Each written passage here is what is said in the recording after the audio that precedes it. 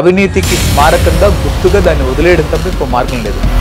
కాళేశ్వరం నిజంగానే 8th wonder of the world గా మిగిలిపోయే అవకాశం ఉంది. ప్రపంచ చరిత్రలో కని విని ఎరగని కహాని ఇది. కాళేశ్వరం కూలేశ్వరంగా మిగిలిపోయింది. 1,00,000 కోట్ల ప్రజా సొమ్ము గోదాట్ల కుమ్మరించినట్లయింది. కుంగిన మేడిగడ్డ 7వ బ్లాకును పునర్నిర్మించిన ఆ బ్యారేజీ నిలబడుతుందో లేదో తెలియని పరిస్థితి. గోదావరి దిశను మార్చి కాళేశ్వరం నిర్మించడం అపర భగీరథ యజ్ఞమని బీఆర్ఎస్ వాళ్ళు గొప్పలు పోతారు. కానీ అదొక కమిషన్ల యజ్ఞమని ఏడాదికే తేలిపోయింది.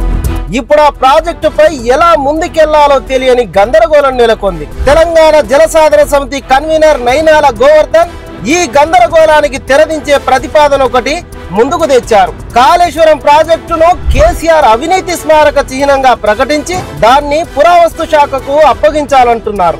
అవినీతికి స్మారకంగా గుర్తుగా దాన్ని వదిలేయడం తప్ప ఇంకో మార్గం లేదు. ఆయన చెప్తున్నట్లు కాళేశ్వరాన్ని శిథిలావస్థకు చేరిన అపూర్వ అవినీతి కట్టడంగా పరిగణించి పురావస్తు శాఖ స్వాధీనం చేసుకోవాలి. అదే జరిగితే ఒక బ్యారేజీని పురావస్తు శాఖ తమ ఆధీనంలోకి తీసుకోవడం ప్రపంచ చరిత్రలో ఇదే తొలిసారి అవుతుంది. ఆ విధంగా కాళేశ్వరం నిజంగానే 8th wonder of the world గా మిగిలిపోయే అవకాశం ఉంది.